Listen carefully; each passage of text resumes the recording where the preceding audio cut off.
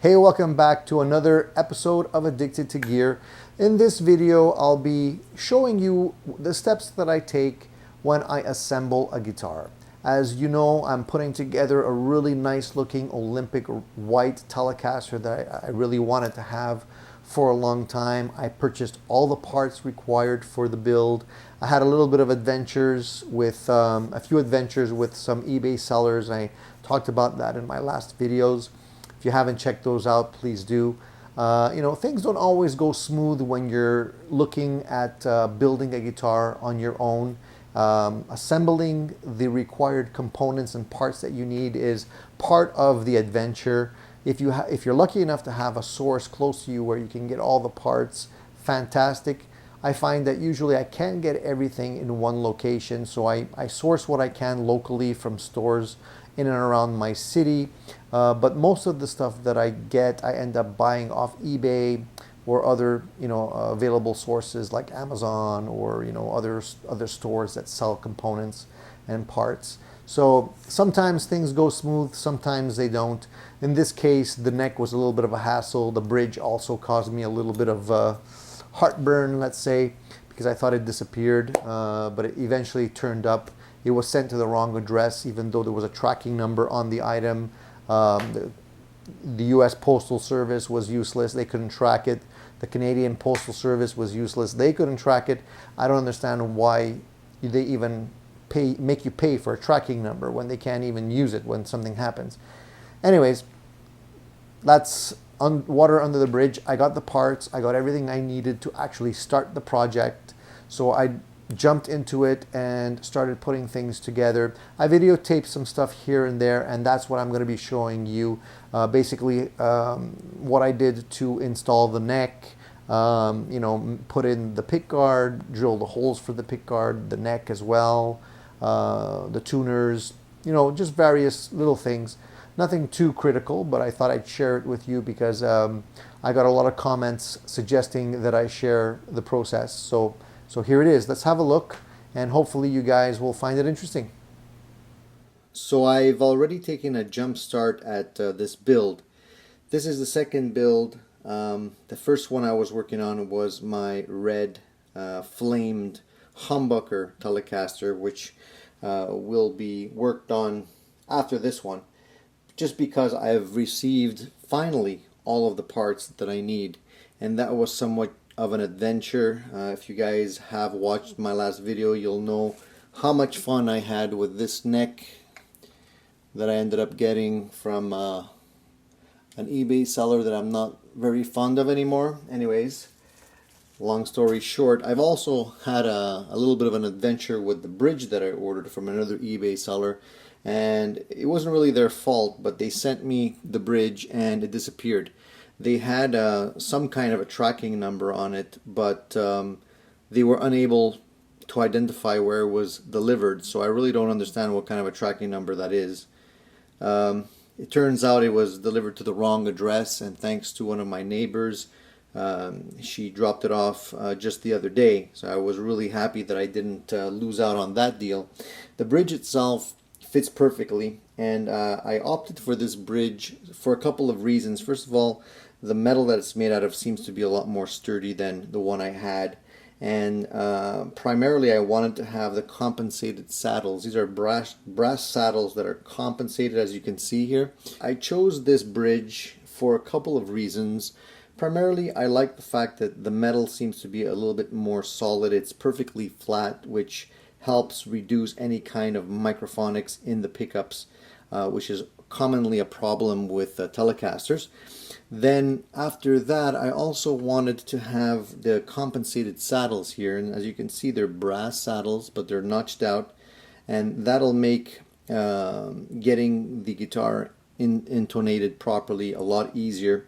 And the saddles themselves are quite bulky. They're nice and big, and I like that. Other than that, it's pretty much a stock bridge, except for the fact that the edges here on either side have been notched out. So anybody who tends to play with the palm along the bridge like I do will probably find a bridge like this a little bit more comfortable. So that's the main reasons I went with this bridge. The rest of the guitar is pretty much what I already showed you, and I got a little bit of a jump start on it just because I couldn't wait. I was really impatient and I was waiting for the rest of the parts to come in. So first of all, I got the pickguard, which is mint green. It's not actually screwed in place yet because I still have to make the holes. There's no holes in the body, but I decided I have the mint green, the dark mint green, and the light mint green, and I decided to go with light mint green just because I find the contrast is a little bit nicer. The other one is a little bit too close to the white, so I didn't like it as much.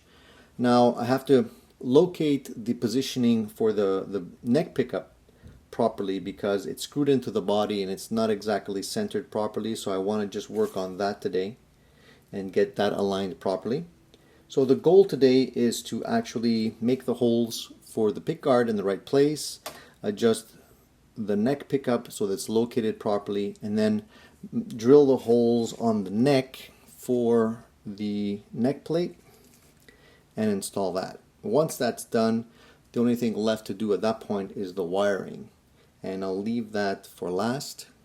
So the first thing I'm going to do is try to locate the correct positioning for the holes on the pickguard. Now before I do that, I want to make sure that there's no interference when I put in the pickguard. So what I need to do is actually drill the holes for the neck first, because the neck is also going to work as some kind of a guideline. We don't want to have a gap around the neck when we install the pickguard. So by making the holes for the neck first, putting the neck in place, then aligning the pickguard, then drilling the holes for the pickguard will give us a much tighter fit. As you can see, or maybe you can't see at this point, the pickup on the neck position is not centered, so there's a bit of a gap on one side and it's a little tight on the other, and I fear that it's not centered properly. So what I'm going to do is just unscrew it and make the pilot holes again. I might actually just do that with the drill press. I did by hand the first time around, and as you can see, it's not very accurate, so I want it to be a little bit more accurate than that.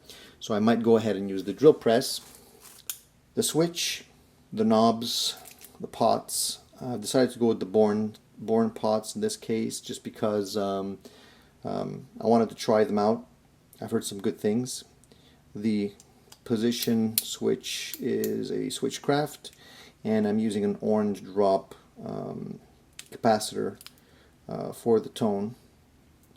And everything's pretty much wired in here. I just have to take the wires from the actual cavity and finish that up. So once that's done, the rest is going to be butter.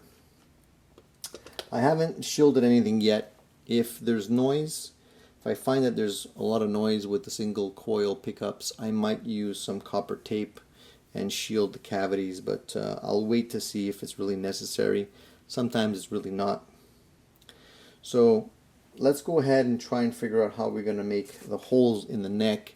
By the way, I've already installed the locking tuners, but I haven't made the holes yet to actually put them in place. So I just positioned them to be lined up accurately, and I'll make the holes afterwards and put in the screws, but I wanted to work on the positioning of the neck first, so I'll do that. By the way, these tuners seem to be pretty nice. They're pretty smooth, they seem pretty solid. The mass that the locking tuners give the headstock is quite nice, and I think it'll also aid in the sustain. There's a nice grip here, well notched out so it doesn't slip. Very similar to the Fender ones that I have on my other Telecaster, except less expensive. So I have no problems taking this and maybe putting it on the other build that I'm doing later on. So we'll see what happens. By the way, I just wanted to show you something else. I also ordered another neck. This one comes from China. Unfortunately, I masked it up because I'm going to be tinting it the same way I tinted that guy. This neck was substantially less expensive than the other one, and unfortunately I can't show you the actual fretboard, but It's very nice. The frets are really well set. They're rounded in the edge, and they also have true mother of pearl inlays. And I got it relatively fast considering it was coming from China. Also, the truss rod adjustment, as you can see there, actually has wood around it as opposed to the other one that's plastic. Very nice. I would say that the profile is very similar to the other one. I think I'm going to be really happy with this one. This one's going on the humbucker Telecaster, so stay tuned for that. I'll have to finish it first, but I'll give you some feedback and some videos on that as well, if anybody's interested in checking that one out. Alright, so let's mark the holes for putting this guy in place. I'm going to get the screws and the neck plate, and we'll screw that in. So what you're going to want to do once you have the screws is you're going to want to place them inside the screw hole that's been already drilled, and then you're going to want to measure the distance that the actual screw protrudes. Now, if the screw hole is too tight because it hasn't ever been used before, I would highly recommend that you try to lubricate the actual screw. Don't mind my fingers. I wasn't eating Cheetos. I was tinting the guitar neck. Yeah, so in this case, the screws, I'm just measuring them, are going to go in quite tight. The hole, sometimes when you buy, different types of screws, they're not Fender, so they're a little bit bigger than normal. And what you don't want to have happen is you don't want to crack this by forcing it. So either you drill out the hole to make it fit a little looser, or you try your best to see how the screws go in. What I'm going to do is I'm going to try one of the screws in the lower position here, just to make sure I don't crack anything. What I also like to do is to lubricate the screw, and for that usually I use a candle, just some wax that you can rub on the screw. So I'm going to grab a candle and we'll do that. So for this you don't need anything crazy, just a regular candle that you get for a birthday cake is fine. Just rub the candle along the edge of the grooves of the screw, and that'll get some wax in the grooves, and that should be enough. Now I'm going to put it in this screw hole because it's far away from the edge and it's less likely to crack. If you force this one, you can get cracks in the paint. We don't want that to happen. So I'm just going to try, as soon as I see a little bit of resistance that doesn't want to go in smooth, I'm going to stop. So far it seems to be working fine. Sorry for my hand here, but I need to try. It's hard to do this with the camera in the way.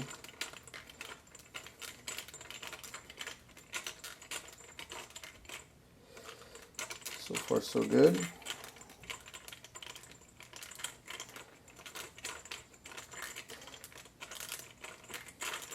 Once it comes out the other side, it's pretty good. Alright, so I'm not going to screw it in all the way because I'm going to leave a little bit of thickness to represent the thickness of the bridge, the neck plate. So you can see the neck plate has a certain thickness to it. Now, as you can see, this doesn't really come out all that much. It'll probably come out about 1/4 of an inch. So that's the depth of the guide holes that we want to go in to the neck with. We don't want to go more than about 1/4 of an inch or so, because the rest of it is not really going to grab anything. So once we know the thickness and that the screw goes in nice and easy without any risk of cracking the paint, we'll take that out and we'll wax up the rest of the screws, put them aside, and we'll get the positioning for the neck holes. Positioning the neck holes is rather easy. All you really have to do is put the neck in the pocket and use something sharp. I like to use one of my files just to mark the locations that you need to drill. And I've already done this. You won't really see the whole locations, but they're little pinpricks. You can maybe see that in the reflection. And what I'll do is I'll measure roughly what thickness of the screw needs to be with my caliper, and I'll use the appropriate screw bit to make the holes. Okay, so now that we know the location, we need to drill, I'm going to do this on the drill press and drill out the holes. So the holes in the neck are drilled, and I'm going to recommend that you use a drill press if you can, so that the holes actually are straight. Otherwise, if you use a freehand drill, handheld, you might go in at a weird angle, which won't make for a great fit. So I'm going to install the screws and the neck. I'm probably going to have to do this off camera because you're only going to see my arms and stuff in the way. So let me just put the neck in and we'll take it from there. Okay, so we screwed in the neck bolts here. The trick to doing that is taking your time, making sure the neck is straight, and don't tighten all of the screws all the way at first. Just tighten them loosely, make sure they're gripping the wood, leave a little bit of a gap, then tighten them evenly all the way around so that you're putting even pressure on the neck and the neck goes in straight. You might have to clean off some of the residue from the wax, but no big deal. And you want your neck plate to be straight if possible. If it's not 100% straight, just loosen it up and just straighten it out a little bit. You don't have to take them out completely. If you find that the neck is not perfectly straight, you can just loosen just a couple of turns on each one, like so.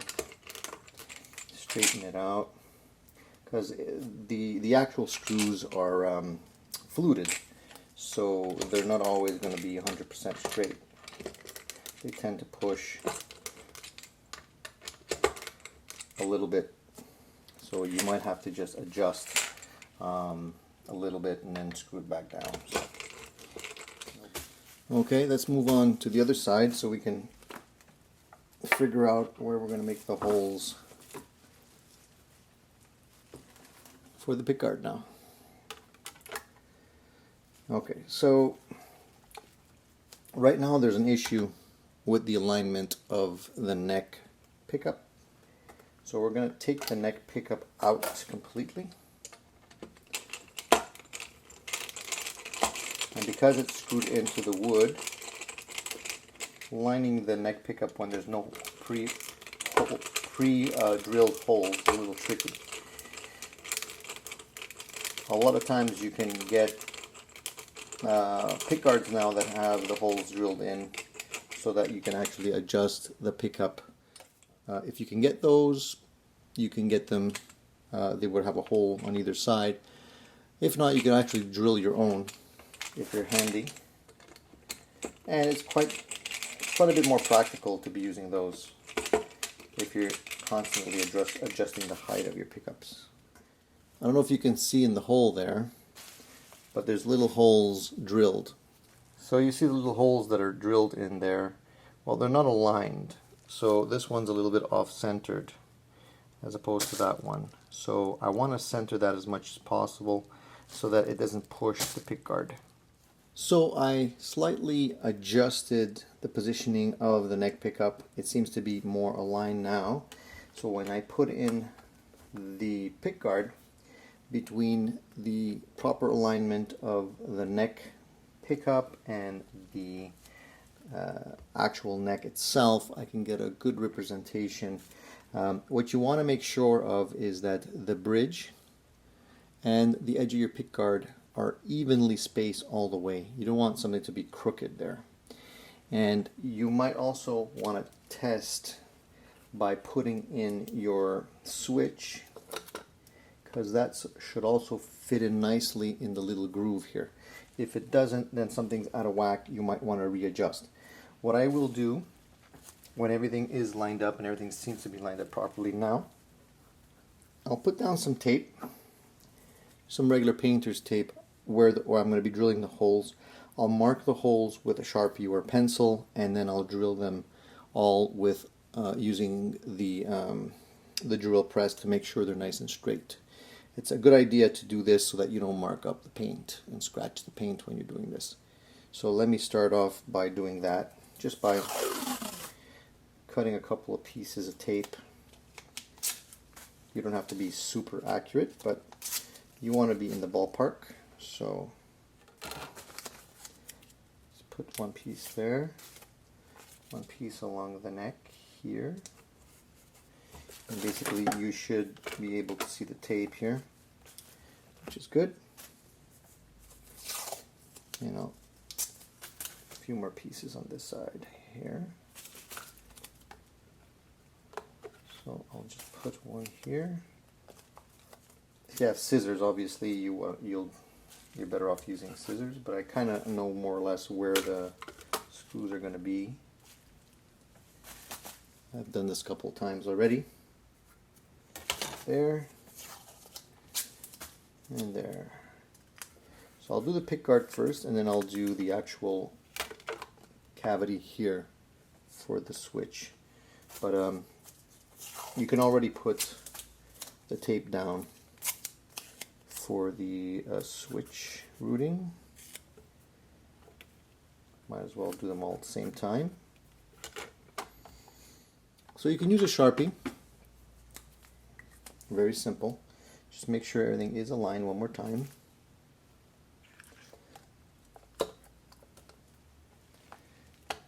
Make sure everything's good. Check it well, because once the holes are in, they're difficult to move. So what I'm doing is I'm just putting a little dot in the center, just like so. Right? And take everything out and make sure everything looks good. So right now I have a whole bunch of little dots on the body where I'm going to be drilling for the screws. I'm going to go over to the drill press and do that right now. If you're not sure what size to make the holes, just measure the screw. Use the appropriate drill bit, just slightly smaller than the grooves and the treads on the screws, to make sure everything is lined up properly. So the screw that we're using is a standard pickguard screw, and what I did was I just matched it up to the appropriate drill bit and marked off with some tape a little depth guide. So I don't want to go too deep. That should be deep enough. You want to make sure when the drill is spinning that it's not wobbling, that it's spinning straight. You want to protect your body with something soft. I just put a little towel down here. Before I start drilling any of the holes, I like to double check the location, so I'll just make sure that the drill is aligned before I actually turn it on.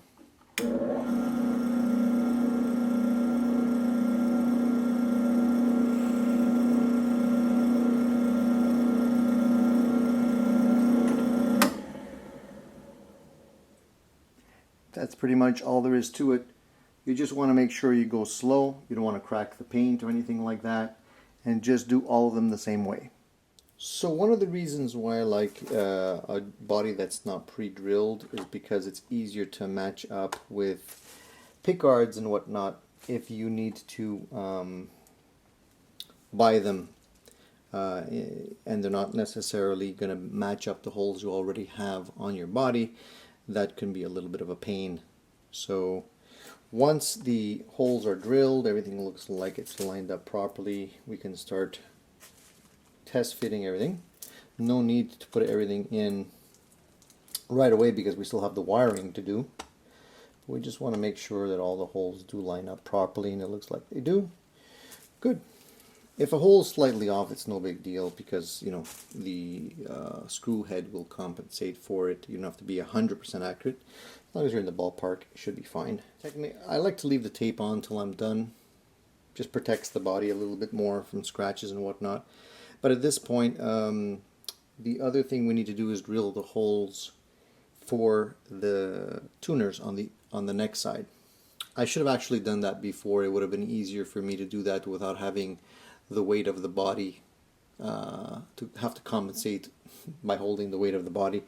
I can remove the neck and do it that way.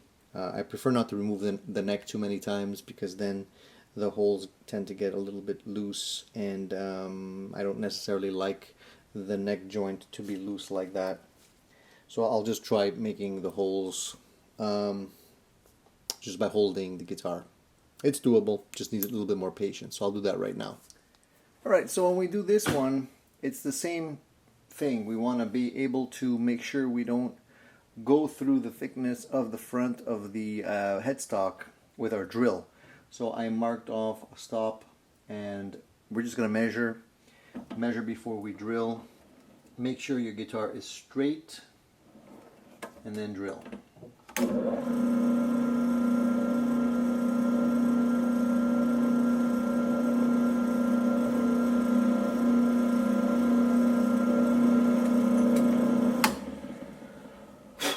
Simple as that. So all that remains is to put in the screws for the headstock. These ones are not fluted, they're rounded. So you want to make sure you use the right ones. Otherwise they won't stay put on you. Pretty straightforward. You don't have to put wax on these. You're not really torquing them up all that much. The screws are rather small. No big deal. You can put them in straight like this. So, you know, let's carry on with that portion of the assembly.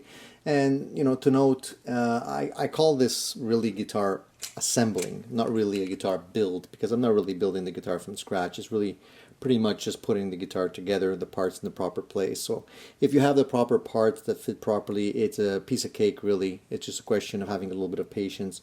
Almost anyone can do it.